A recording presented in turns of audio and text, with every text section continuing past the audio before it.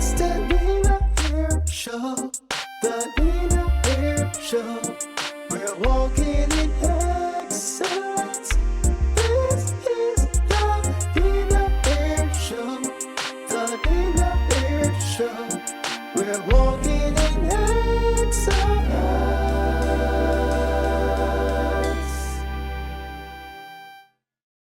Hi guys, welcome back to my show, the Nina Air Show, where we talk excellence. Guys, as you know, we promise you that every month we're going to have Pastor Daidre on the show, who is going to be talking to us about how to manage our finances. And if you have all of those, especially some of you have businesses or are about to start a business and you don't know how to manage them, you find that you just spending but can't see, how to probably save some money here, or those nice vacations you want, or that nice dress you want, you can't get it, but you always feel that you're squeezing. But she's going to help us with those things. And as you know, she's from Destiny Financial Steps. I'm wearing the shirt today. I love it. Thank you. Thank you. Also, you must know that this video is sponsored by Destiny Steps Financial. Yes. So, welcome back to the show. Thank you so much for having me. You're most welcome. It's a pleasure. The last time you were here, it was a hit. That video was a hit, so we know that this video is going to be a hit. Indeed. A hit. So guys, if you are new to this channel, I just want to let you know that you are part of a great family. We are here to educate you, empower you, and enlighten you. So we do this because we want to make sure that you know how to be excellent in your everyday living, in your everyday lives. Being excellent in knowing how to manage your wealth is godly. Being excellent in your marriage is godly. Being excellent in parenting is godly. Being excellent in all the ways that you could think about, really and truly, they're godly. They're God's ways. It's wisdom. It's like a wisdom way to live and enjoy. Because one of the things that we don't have when we're not moving in wisdom or operating in wisdom is that we have a decline. Destruction comes our way. So today we're going to help you that destruction doesn't come to your credit card. Most definitely, we don't need that. No. So don't forget to like, share then, and subscribe. Tell a friend that we are here to talk to you about how to manage your credit cards. Yes? So let's get started. But before we do that, we have something to do. And that is excellence. Come on. Excellence. Come on. She always get my excellent dance. Do better than me. What is this? Excellence. Come on. Excellence. Yeah. Yeah, I have to do excellence. That's like the popular thing now. Yeah, so let's get into these questions because I know a lot of you, obviously like myself, would love to know. So my first question to you is, what is the difference between a credit card and a debit card? That's a good question. So that people know as well and that they don't get mistaken. You have your debit card, and the thing is, obviously in Barbados now, we have actually moved away a lot from the debit card, where we're now having Visa debits. Yes. Oh, so, yes. Yep. Yes. Recently this year, I think I believe it in October, we've changed over most of our banking systems to Visa debit. So between the Visa debit and the credit card, your Visa debit still do we still have debit cards? I'm like, wait, what? They have become obsolete. Most banks have transitioned. Right, so I will rephrase the question then. What is the difference between credit card and Visa debit? Hey, yes. You learn that. I'm quick with it now. So with your Visa debit card, your Visa debit card allows you only to spend what is there. Right. So if you have $500 on your bank account, you can only swipe for $500. The credit card, however, as it does suggest, they're giving you that card to be able to purchase items on credit. So your Visa debit, you spend what you have. The credit card, you spend what you don't have. So how I see it is like when you go to the store and you don't have the money and you say, I'm going to trust it. That's correct. Pay later. That's and then correct. by the time you go and you have $200 and you say, okay, I only have $200, so I'm only going to use this $200 and buy what I want. So you might decide to buy less and leave, spend 180, have 20. It's up to you, right? Yes, definitely. So why do you think people overspend when it comes to a credit card? Awesome question. So here's the thing about money in general. There's always that mentality about money. And a card, you're less emotionally attached to a piece of plastic Wow, than good. you are to your physical money. So you might go in your purse and be like, okay, I have $25. And you know it's coming down to payday, and you don't have any more money, so I'm going to hold this as long as I possibly can. Wow. The credit card takes that away from your mind. So You the don't think about psychological it. Yes, thing. it's Wow. spending always comes down to your psychological thought process, how you were raised, all of those things come into play. So it's much harder for you to take out your last $25 to buy something that you don't need, as opposed to just going and whoosh. Because you don't have to think about it. You don't have to think about it. I'm going to pay this some other time, but it is a problem for tomorrow. If you spend that $25 now, you know, I might not be able to put in gas. I might not be able to buy something to eat. So that spending, it really comes down to your psychological thinking when it comes to money. You're not attached to plastic. You're attached to your hard-earned cash. Think about it. Anytime you get US. I'm thinking, believe me, that's what you're talking. I'm like, it's like I'm getting all these other questions based on that answer you give. I mean, that's brilliant. Yeah, go ahead. Think about when you have US.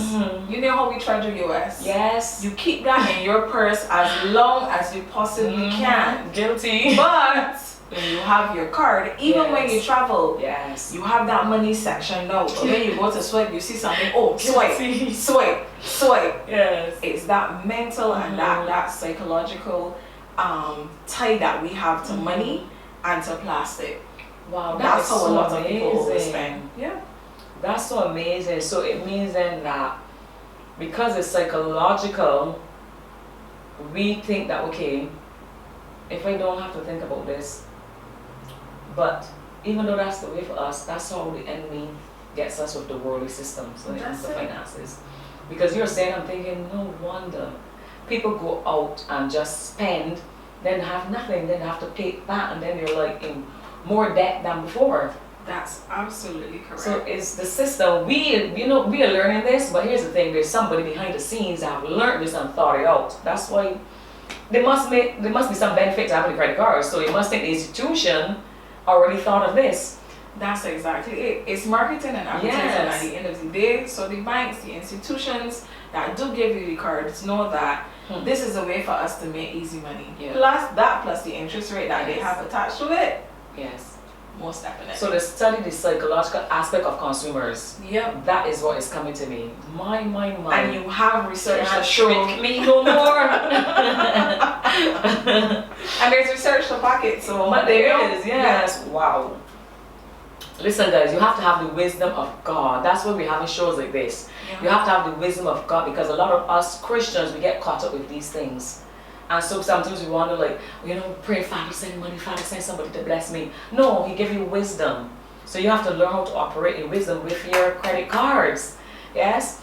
So that you won't be trapped by the worldly system. And then say, oh, Father, ain't blessing me. No. Bless. So, how do we get out of, how much credit is too much credit? How much is too much credit? That question is going to vary depending on the individual. But what I would say though, as a rule of thumb, if your salary is $2,500 a month, you should not have a $5,000 credit card.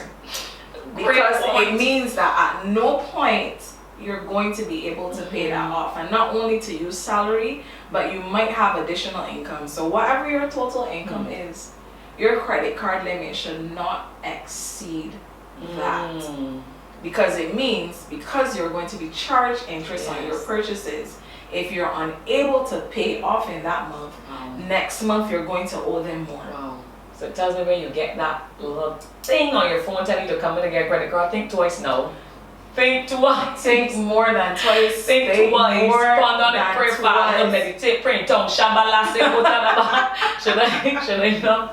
Father, give me wisdom. Don't look at your bills and your debt and say, no, this credit card is going to help me. No, that is more debt. You're going to pile on more debt. Here's one of the things that we don't understand too when it comes to credit cards. Take for instance, you get your first job. Jesus. Whoa. They need to entice you at that young age, because the consumer, because you're not, let's be honest, you're not taught financial literacy in school. So they are going to be counting on your ignorance about money to trap you from very early. If you hear a lot of people who talk about it, especially those persons who study overseas, when you have career day, they don't only have career day, you have banks coming to the school and offering you credit cards. Yes. And they get trapped from there. Then, as you go along and you mature and you get to make more money, they see if your money is coming to this particular bank every month, they recognize it. They have enough money that I can increase their limit. Oh, wow. They're not going to increase their limit. That as well. Yeah, so they know, they recognize your patterns, they recognize your spending patterns within the bank, and okay, they were able to pay this back good, I can increase their limit. But you have to have the discipline to know, you know what, I'm comfortable at $2,500. If they tell me it's, and this is the thing, sometimes they increase it and don't tell you. Wow. You just recognize that your limit has increased. That's a reason to sue. No, you gently call them and tell you, please revert my balance back to the original But state. you don't know, that's a contract. When you take a card and you say this is the limit that I'm saying enough for, you increase it for my knowledge, that is a contract. So you have broken the contract. Sue. Sue. I don't know if it's allowed, but you are allowed to call them and tell them, I don't want my balance increased, please revert it back. In other words, then you have to pay attention to these things. Don't be ignorant like me. I used to get my bills and rip them up because I never so want to see what's going on there. Years ago, I don't deal with credit cards anymore, but years ago I used to get my bills. I used to be like, I don't even want to see. And that, remember, we spoke about it last time, that is what got me in trouble. That's why I knew that I wanted to talk to you guys about credit cards. It's what got me in trouble because, as I told you, I believe someone was using my credit card and I did not know. So that's why I had that huge credit card debt. And I was like, but I'm not spending, I'm not using my credit card. Why do I have this huge amount? I'm too ashamed to say how much money I had to repay and I did not use it. That was not my debt. But I had no way of proving it wasn't my debt. Wow. Well, how could I was ripping up the bills for years. And they probably weren't giving online statements then. Listen, that's why we're having these, and you have to be honest. This is an honest show. It happened to me. Because I just had this thing. I was like, well, I know how much I spend. I don't know. This is probably just to tell me that I owe them the annual payments. So I would know that I have that to do. So I would just get the bills, and so I'd be like, well, I don't want to see these bills. You have to be even more careful now because of the time that we're in. You're going to have more hacking than you are accustomed to. Everybody's trying to get money, and those hackers are trying to make sure I am going to swipe and swipe and swipe on your card. The only grace that we have now is that because a lot of persons aren't able to travel, the bank might be more believing that you did not spend the money. But people do so much online now too, though. Yeah. Yes, they are. I think how I knew, I think we shared this on the previous show, but how I knew for certain that somebody was using my card, because I remember that the Holy Spirit actually gave me a vision and showed me not only the person and my credit card. I was like, what's this person, what does this person do with my credit card? Wow. Yes. That's why prophetic. So if you're prophetic, you still have God. God is prophetic. God is prophetic for all of us. So don't think, you prophet. No, we have God. So He have the prophetic eye for all of us if you don't. Yes? That's true. So no, stop praying from today and ask the Lord to show you if something is strange. Because He showed that to me and I was still not able to. I was just asked a silly question like, why does this person look at my card? Wow. When it happened, I was like, my goodness, I was able to track it. But can I go to the bank and say, the Lord showed me that this person? No. They would think you're crazy. Exactly. So this show is what wisdom. She's wisdom person, There's wisdom ministry in her. So yes. So guys, let's get further. So if you, where am I? How do you get out of credit card debt? Can you get out of credit card debt? Yes, of course you can get out of credit card debt, but your first thing you need to do is to be honest with yourself. Because if you're not honest with yourself on how you got into it in the first place, even if you go through the process of paying it off, you're going to go back through that cycle again. So 1, be honest with yourself. 2, assess where you are. So that means you have to look at the bill. Yes. You have to physically look at the bill and say, okay, how much do I owe? And how am I going to pay this back? And then you create a plan on how you're going to pay it back. No, you may have spent more than you were supposed to. Jeez. So it will take you a little longer. Mm. At that point, you go through your budget, you see the things that are not necessary and the ones that you're wasting, because the credit card interest is so high. It's one of those debts that you want to get rid of as quickly as possible. So just as you sacrificed before and not look at your spending, you don't need to sacrifice at this stage and say, you know what, I need to bring this into order. I need to plan. I need to say, okay, this month I'm going to put $250 towards it. If it's $2,000, I divide that up and say, okay, this is all I can afford at the end of the month to pay, or whatever time you get paid, and this is what I'm going to pay. Wow. Now, it does not mean that when you see a little leeway on that card, that, oh, I have a little room. No, you're trying to get out, which means you don't use it in that time. Yes. Yeah. Wow. The only wiggle room you need is wiggle room in your jeans now. This is a new year. Come on now. It's true. Only wiggle room we need is in our dresses and our jeans. It's true. One question came to my heart as you were saying that though. What about people who have credit cards or still in that alignment of getting like small mini loans? Because credit card is a mini loan as far as I'm concerned.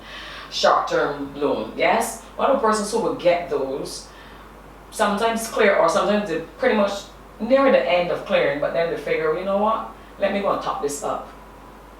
What is the psychological problem? Like, I see that as a problem. It is a trap, and it is a trap because it's always associated with money that is not your hard-earned money that you have to take. It's like, okay, you could give me $100 and you take it, as opposed to you knowing I have $100 on my bank. You're less likely to spend it foolishly than if I ask. Why? Because I am not attached to your money. That's it. So it is a disconnect that you have. I'm sorry to say, but that's what it is. It's a disconnect that you have with using somebody else's money. Yes. I wonder if that is why people, these questions is God, I love this because we put some questions in my heart. I wonder if that is why you have people who borrow your money and don't pay back. This honesty. Oh, who only bring it in the name of Jesus. No, there are people who will borrow your money, and I remember it's amazing because I think it's today before we began this interview, I was thinking of somebody who borrowed money and I was like, my goodness, never pay back, never called to say anything. As a matter of fact, I said, well, okay, Lord, let me just let it go, because my heart, I would just look at it and say, well, let me let it go. But here's the thing, the person was ignorant enough to come again. No, tell me who would be the fool this time. Fool me, they say fool me once. But I'm trying, no, seriously, I had this question in my heart. I was like, people that borrow money, people borrow your money. Yes, we know it's dishonesty. Even when you don't pay back your credit card, that is dishonesty too. So, people that borrow your money and don't pay back, you said it's because you don't have no attachment to that. But the attachment should come from your heart. That's right. With honesty and integrity to pay back that money. Yes? So when you said, I'm thinking of people who borrow your personal money and don't pay back. No, you understand why certain persons have high credit card that is because of that. They don't have the attachment. Yes. They don't have the attachment to money. Wow. Somebody else's. Yes. Let the tables turn though. Anyway, guys, so how is there any benefit to paying your credit card debt on time? We said we we're going to leave that one, right? We're going to leave this one. Here's the thing. Because we are wisdom people, we want to give you wisdom according to the word of God. Yes. And the word of God tells us the debtor is always going to be slave to the lender. However, we do recognize that there are going to be persons who are not going to follow that principle. So if you do use your credit card, I would advise that you pay what you have used at the end of the month. Now, if you know then that I'm only able to pay $200 at the end of the month, you don't spend $300. True. Because there's going to be interest on that $100 that you don't pay.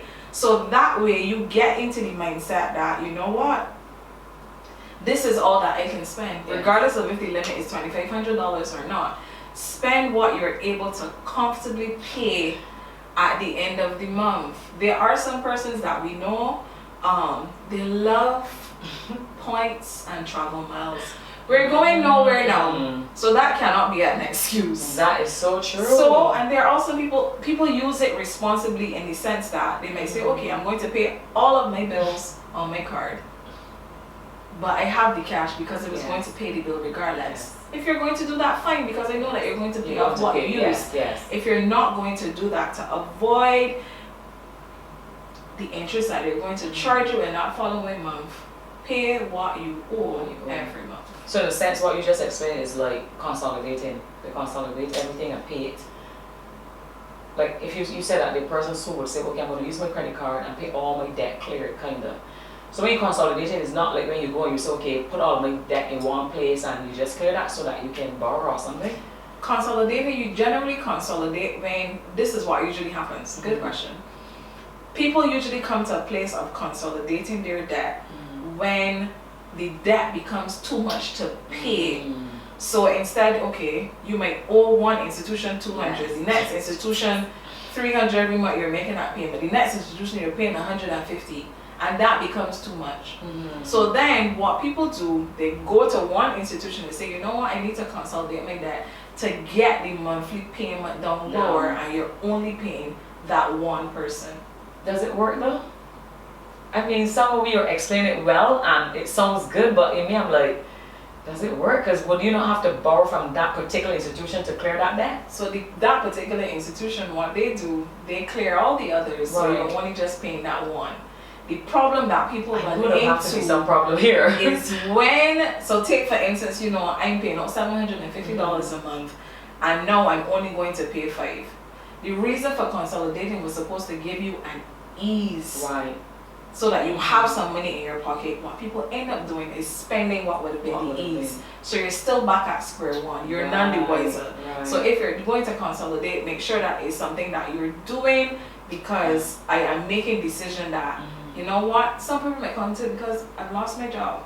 Yes. So understandably that's a situation. These payments are not too much for me. I need to be able to pay less. Totally understand those types of situations. So basically you're saying it should be by situation by situation. Yes. Yeah. I mean, it should not be a go-to. It should not be, right, yes. I totally agree with that. If you're shopping online, is it better to pay by credit card or Visa Debit? What's the benefit? As you said, you can only spend what is there if you're using so this pretty much ties into what we said earlier. Yes, you learned something from that already.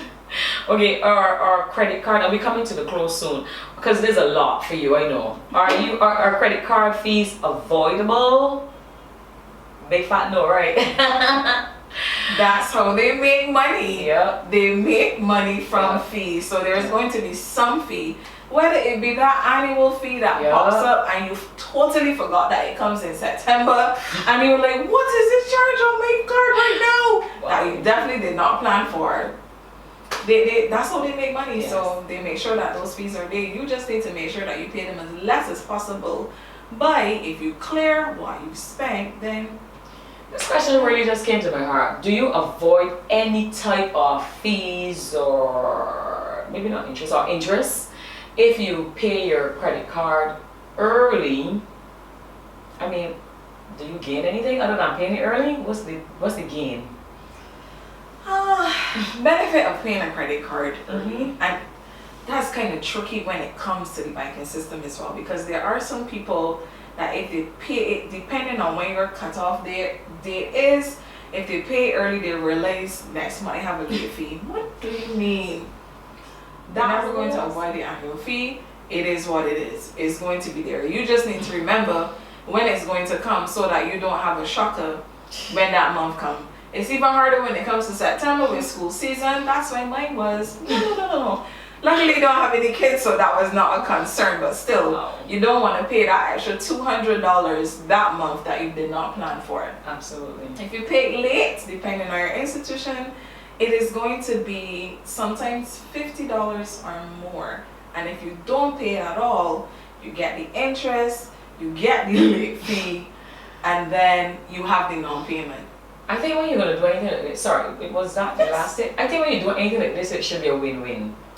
If I'm not winning as one institution winning, see ya as you would do and get that from me.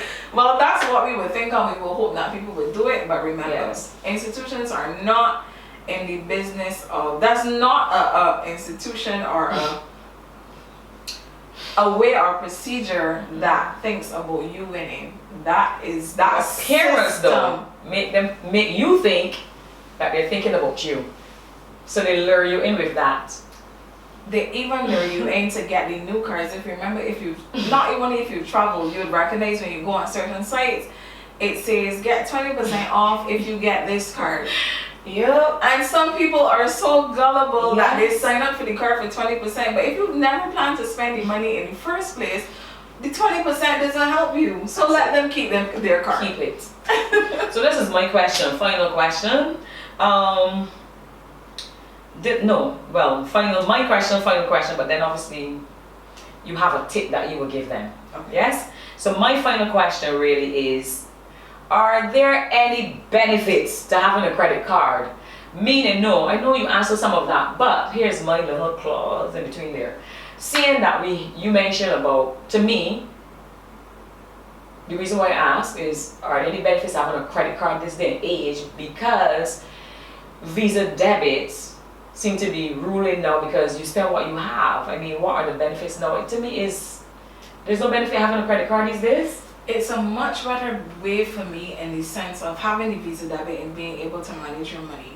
What happens with persons who are going to open businesses, they see it as a way to having a stronger credit line.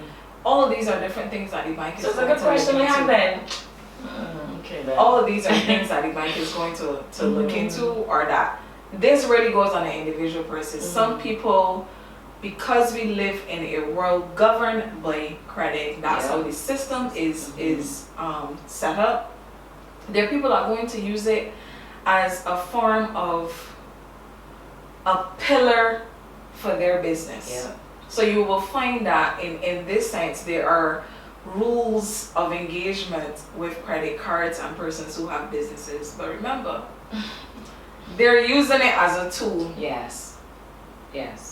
As opposed to yes. somebody else Yes. who was not. That's right. So if you cannot use it as a tool, That's then right. to me there's no benefit. So for example, businesses you would say have a greater benefit because it kind of like revolving like this all the time. They use the business grow, the business make money, they pay it off, they use it again. And there's always going to be more benefits that they might give them that they might not give the ordinary person That's as well. right too. Understand? That's right. So Excellent point. Excellent. So what tip do you have for credit card users?